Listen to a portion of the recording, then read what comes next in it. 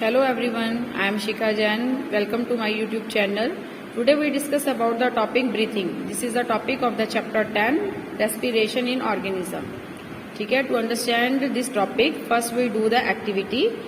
तो what is activity? Close your nostrils and mouth tightly and look at the watch. अपने nostrils means अपने nose को और अपने mouth को अच्छे से tight करके बंद कर लो और अपनी watch की तरफ देखो.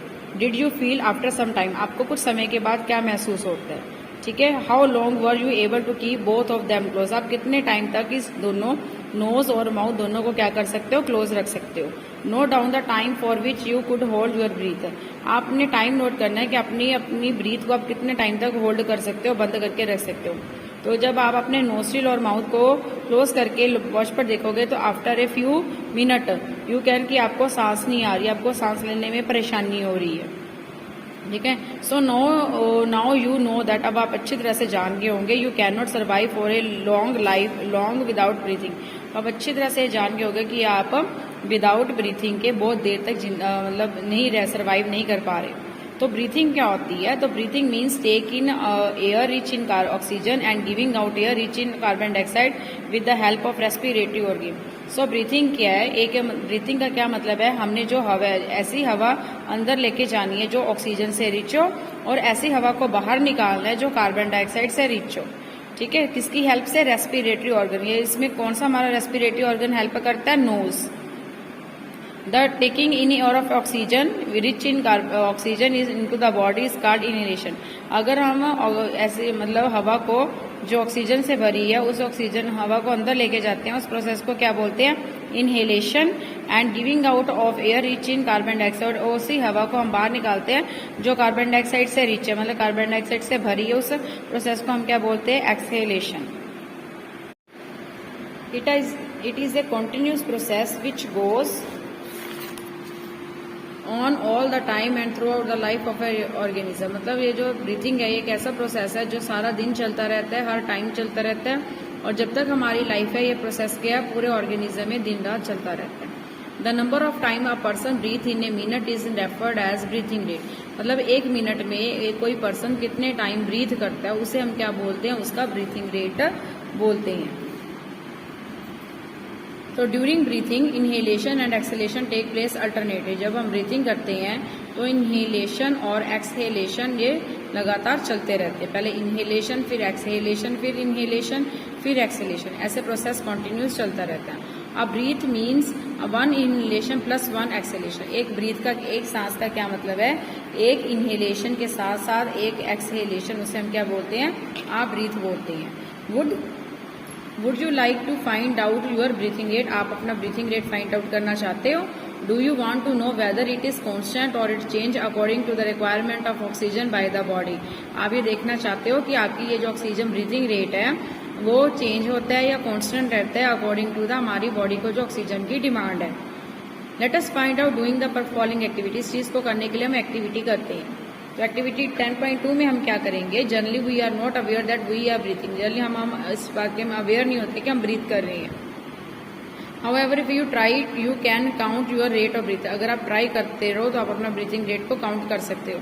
Breathe in and out normally, मतलब आराम से सांस लो और बाहर छोड़ो. Find out how many time you breathe in and out in a minute. आप देखो, ये काउंट करो कितने टाइम आप सांस अंदर लेके जाते हो और कितने टाइम सांस को बाहर छोड़ते हो. Did you inhale the same number of time as you exhale. आप जितने टाइम अंदर इनहेल करते हो क्या उतने टाइम आप एक्सहेल भी करते हो. Now count your breathing rate. इसी तरह आप अपने ब्रीथिंग रेट को काउंट कर सकते हो. ब्रीथिंग रेट के क्या? Number of breaths per minute. एक मिनट में आप कितने ब्रीथ्स लेते हो. After brisk walk and after running. एक मतलब बहुत तेजी से चलने के बाद और रनिंग के बाद भी अपना ब्रीथिंग रेट चेक कर सकते हो. Record your breathing rate as soon as you finish and after also complete rest. मतलब ये अपने जो इस चीज़ को आप रिकॉर्ड करो कि अपने जैसे तेज चलते हो तो उससे तब आपका ब्रीथिंग रेट क्या है, जब आप रेस्ट करते हो तब आपका ब्रीथिंग रेट क्या है. Tabulate your findings and compare your breathing rates under different condition with those of your classmate. तो इसको हम ऐसे टेबुलेट करो. ठीक है. और उसके बाद अपने और क्लासमेट्स के साथ कंपेयर करो. From the verb activity you must realise that when a person need extra energy he और शी ब्रीथ इन फास्ट. मतलब आपको ये रियलाइज होगा कि अगर आप कोई पर्सन को एक्स्ट्रा एनर्जी की जरूरत है ठीक है, तो वो उसका जो ब्रीथिंग रेट है वो क्या हो जाता है, फास्टर हो जाता है। As a result more oxygen is supplied to our cell. इसमें क्या होता है, और ज्यादा ऑक्सीजन हमारी सेल्स को सप्लाई होती है। It speed up the breakdown of food and more energy is lead. अगर हमारे सेल्स को बहुत ज़्यादा ऑक्सीजन सप्लाई होती है तो उससे जो फूड का ब्रेकडाउन है वो बहुत जल्दी होता है और बहुत ज़्यादा एनर्जी क्या होती है, रिलीज होती है। Does explain why do we feel hunger after a physical activity. आपको देखा होगा कि अगर आपने कोई फिजिकल एक्टिविटी की है, जैसे आप तेज भागे हो, साइकिलिंग की है, वॉकिंग की है, तो उस कुछ देर बाद आपको बहुत तेजी से क्या लगती है, भूख लगती है। क्यों लगती है, क्योंकि हमारी बॉडी में जो स्टोर फूड है उसको हम ब्रेक डाउन कर चुके हैं एनर्जी के लिए। When we feel drowsy, you does your breathing rate slow down। अगर आपको नींद आ रही है तो आप उसका ब्रीथिंग रेट को स्लो हो जाता है। Does your body receive sufficient oxygen? उस टाइम आपकी जो बॉडी है वो सफिशिएंट ऑक्सीजन को रिसीव कर रही है। ठीक है, ये भी हमने क्या कर सकते हैं, चेक कर सकते हैं। Okay, now we do the activity 10.3। In this activity we see various activity carried by the person during a day, a normal activity. Figure 10.3 में आप देख सकते हो हमारे पास इतनी सारी एक्टिविटी है, लाइक जैसे वॉशिंग द क्लोथ्स, ठीक है, रीडिंग द बुक्स, ठीक है, यहाँ पे होगा यहाँ पे एक लैडर के ऊपर एक पर्सन चढ़ रहा है, क्लाइंब टू ए लैडर, ठीक है, स्लीपिंग है, वॉकिंग है, रनिंग है। तो ये हमारी जो डेली एक्टिविटी है हमारी क्या बॉडी में चलती रहती है, डेली हम करते हैं। Can you say in which activity the rate of breathing will be slowest and in activity rate of breathing will be fastest. अब इसमें आप देख सकते हो कि कौन सी एक्टिविटी में हमारा ब्रीथिंग रेट कम है और कौन सी एक्टिविटी में हमारा ब्रीथिंग रेट फास्ट है। Assign the numerous number two picture in the order of increasing rate of breathing. तो हम अपने रेट ऑफ ब्रीथिंग को इंक्रीज करने के लिए इनको पिक्चर करना है। तो सबसे ज़्यादा सबसे जो ब्रीथिंग रेट है सबसे कम कहाँ पे है, तो सबसे ब्रीथिंग रेट यहाँ पे हमारा कम है, 1 नंबर पे ही आएगा। उसके बाद ये क्या कर रहा है, पर्सन बुक रीड कर रहा है, तो यहाँ पे आएगा 2, ठीक है।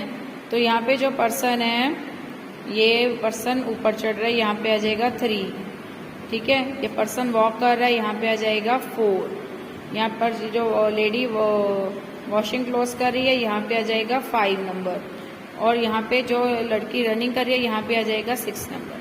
तो इस तरह जो हमने इनको डिफरेंट नंबर दिए ताकि इनको जो एनर्जी की रिक्वायरमेंट है। ओके, तो अब हम इसके बारे में रीड करते हैं कि हमारे जो एवरेज है, अगर हम एवरेज देखें, कोई भी अडल्ट ह्यूमन बीइंग है एट रेस्ट, जब हम रेस्ट पे होते हैं, breathe in and out about 15 to 18 times